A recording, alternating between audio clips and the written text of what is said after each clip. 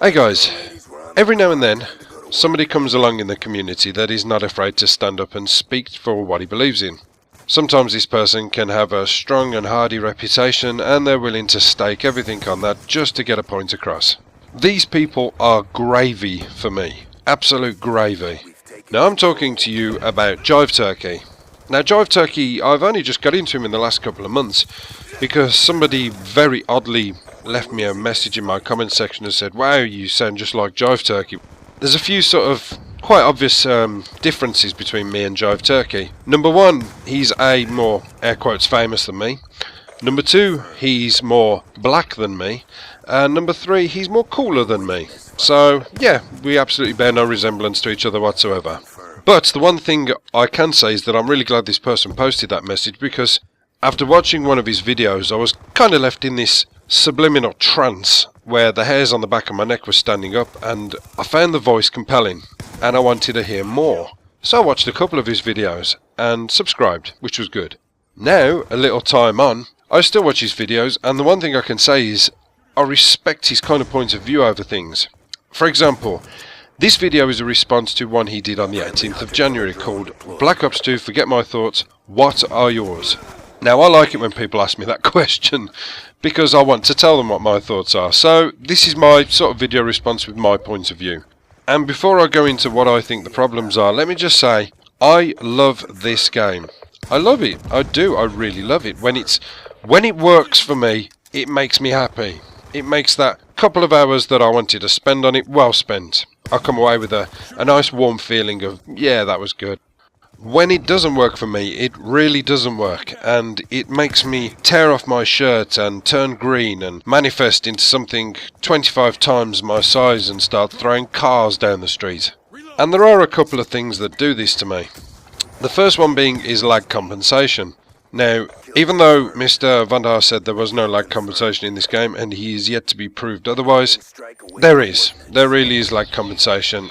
I do have some evidence of lag compensation that has gone against my favour, and if I showed Mr. Vandar, would he care? No, he wouldn't. Not even if I served it on a plate with some pie. But I'm always quite happy to share it with you guys, because I love you. But the other one is obviously the spawns.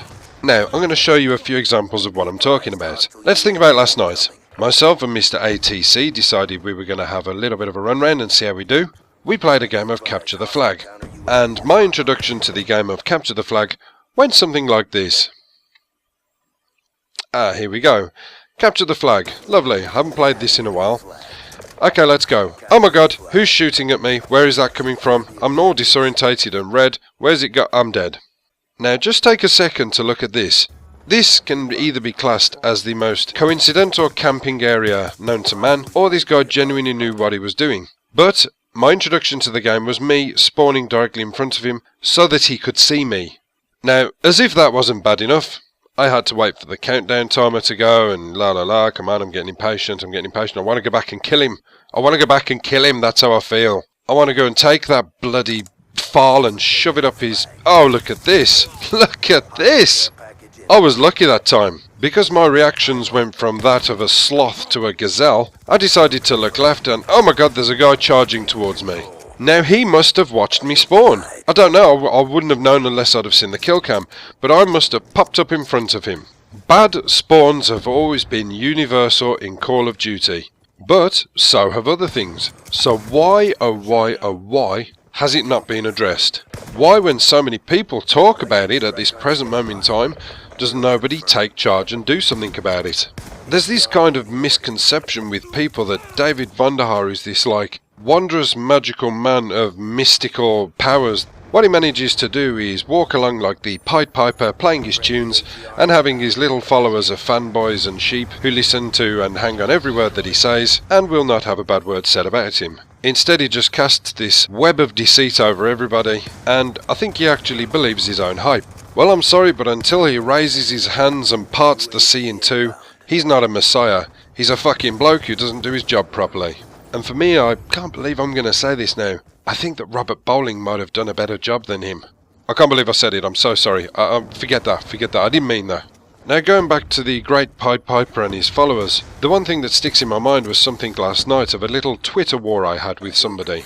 And I'm not going to mention his name because, let's face it, this isn't a witch hunt. But after playing a repetitive amount of games, there was one thing inevitable to me and ATC last night. Nobody aims anymore. It's obsolete.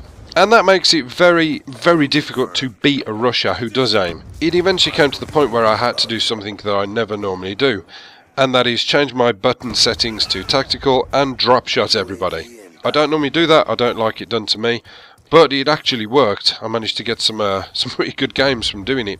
So I decided to tweet David Vanderhaar, and I said this: "Hey, greedy mute, any chance of increasing the hipfire spread anytime this year? Hey David, it's your community here." Now that was followed up with 1 or 2 retweets from my followers and people saying they liked it and stuff like that. But then I got a response. One of the Pied Piper's mice managed to break away from the pack and get to his phone to send me a tweet. And it came over as this: "Why don't you STFU? Please, Hez doing a great job, and the game's fine. At least ask politely, why ask like that?" A kind of bizarre comment from somebody telling me to STFU. So I replied back to him: "Okay, now you can take your tongue out of his rear end, fanboy. You are embarrassing yourself a little. Hashtag I love David." He replied to me: "He doesn't give a fuck about you, so approaching nicely would be better. Who is gonna help someone who bitches?" Being the adult that I am, I replied back: "Why are you swearing? Did you hear me swear? Is your intelligence that low you need to swear to protect him?" Unfortunately, I ran out of room to type, so I sent him another one straight after. Anyway, for the record, he doesn't give a fluff about anybody. I paid my money, I can moan if the service is poor. Nuff said. And he never bothered coming back to me with that. Now I can only assume that his silence is because of one thing, and that is because I didn't drop my guard and suddenly start effing and blinding and shouting and fall into the trap of getting in a troll war. But it just makes me laugh. It makes me laugh how people can defend this man, and I think people are genuinely blind to the fact of how many people work on this game. The Treyarch studio is not some 21-foot by 21-foot building located in the back end of some industrial estate. You know, one of them when you're asking for directions, it's like, oh yeah, just go down there, turn left, past the cafe, and you'll see it on your right hand side. And inside the building is a big potted plant, a lot of filing cabinets and one desk, just one desk on its own, that has a few items on there like, I don't know, a picture of David Vanderhaar's family and a mug that says I am the boss on it. This is not what Treyarch is all about. It's a big multi-million-pound company that has hundreds and hundreds of people working on these games. You look at when you play the campaign and the credits roll up at the end, it's like watching a blockbuster movie. These are all people that have had some sort of input in the game. From designers to graphic designers to directors to producers to proofreaders to editors to PAs to people who come up with ideas to the T-boy. It doesn't mean that David Vanderhaar has to reschedule his day at the shops just to fix some issues. All that has to be done is David Vanderhaar needs to sit down with a few people and have a big meeting over what needs to be done. This information will get relayed back to other people who will have a meeting with some other people to talk about how things can be done. Then a few emails will get sent over to certain other people who can deal with these things. They'll have a little meeting in between themselves, drink lots of coffee, sit down at their computers, bada bing, bada bum, bada bop. Before you know it, some person that David Vanderhaar's never met in his life has just fixed the problem of lag and spawns. And so goes the circle of life that is Treyarch. Now we can all bask in the enjoyment of this game that it should give us. Anyway, rant over, I'm finished, apocalypse done.